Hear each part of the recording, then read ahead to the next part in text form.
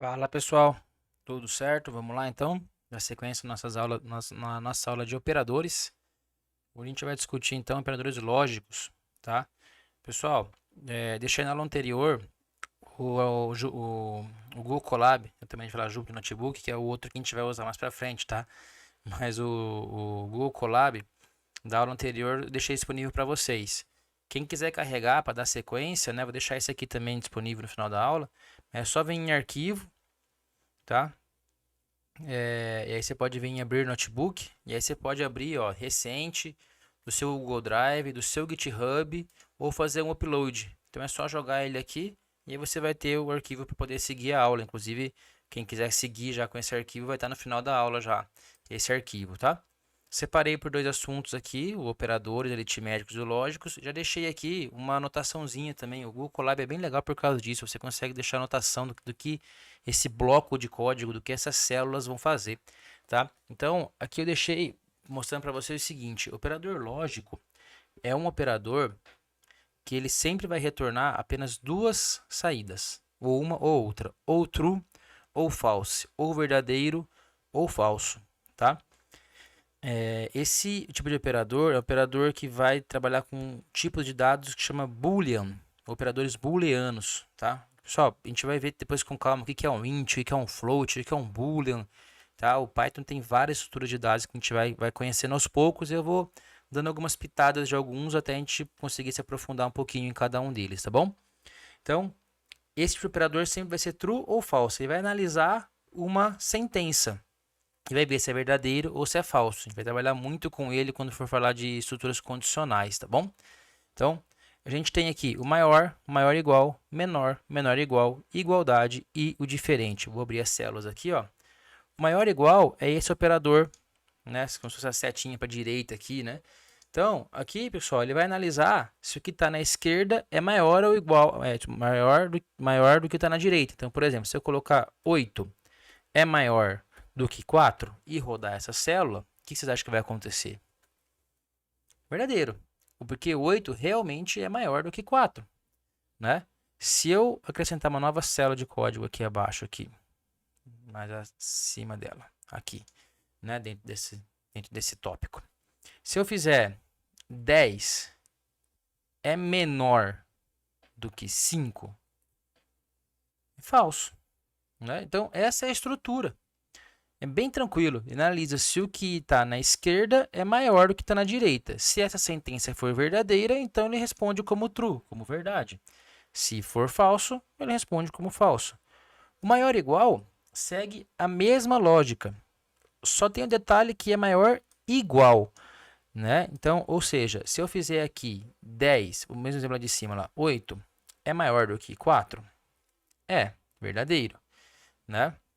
8 é maior do que 4. Se eu vamos subir aqui um pouquinho. Agora, se eu fizer 8 é maior ou igual a 8, só no falar a gente já percebe, né? Olha só como é que a gente lê isso. 8 é maior ou igual a 8? Sim, é verdade. Por quê? Porque 8 é igual a 8. Nessa situação aqui, ó, se eu fizer só maior, vamos colocar um código para a gente poder fazer, ó. Se eu fizer 8 é maior do que 8, que vai dar falso. Por quê? 8 não é maior do que 8. 8 é igual a 8. Então, se na sua lógica você tem que colocar, incluir o intervalo como verdadeiro, então você coloca o igual, tá? O menor, mesma estrutura. 10 é menor do que 20? Roda a célula. Sim, é verdade. Realmente, né? 10 é menor do que 20. Se eu fizer agora, vamos colocar mais uma nova célula aqui. Se eu fizer agora 10 é menor do que 10? Você acha que vai acontecer aqui, pessoal? Tempinho para vocês pensarem rapidinho aí. Exatamente, né? 10 não é menor do que 10. 10 é igual a 10, então essa resposta dá como falso, né? O menor igual, mesma lógica do maior, só que agora é menor. Então, 10, vamos fazer outro aqui, vamos fazer, sei lá, 20 é menor do que 21? Sim, é verdade. 20 é menor do que 21. Agora, se eu colocar aqui, vamos subir a tela aqui. Não, não era essa aqui. Eu posso mover para baixo também, ó. Movo para baixo. Aqui. Se eu fizer... mais um para baixo ainda. Aqui. Se eu fizer 20 é menor ou igual a 20? Sim, verdade. Né? Tá? Então, esses operadores maior igual, menor igual, a gente vai fazer alguns exercícios. Vamos ver que é bem tranquilo trabalhar com eles. É lógica, né? O nome já diz, né? São operadores lógicos, tá? E aí, vem o operador de igualdade. Pessoal, o igualdade são dois símbolos de igual. A gente vai ver na próxima aula aqui nomes de variáveis e atribuindo valores às variáveis, tá? Que quando eu vou atribuir um valor, eu coloco um igual. Se eu quero comparar valores, então eu coloco igual igual. Por exemplo, 5 é igual a 5? Verdadeiro. Tá vendo? Então, igual igual. Isso é uma comparação. Não estou atribuindo valor, estou comparando. Estou falando assim, 5, a variável da esquerda, ou o valor da esquerda, é igual ao valor da direita? Tá? Opa, cliquei errado aqui, deixa eu apagar.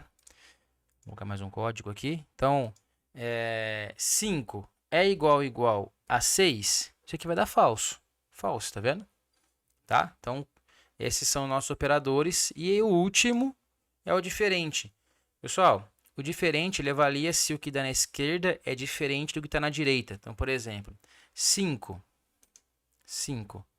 é diferente de 5? O que já vai acontecer aqui? Se 5 é igual a 5 foi true, então 5 é diferente de 5? Não, é falso. Né? Por que é falso? Porque 5 é igual a 5. Agora, se eu fizer 5 é diferente de 6... Sim, 5 é diferente de 6, então vai dar como true, tá?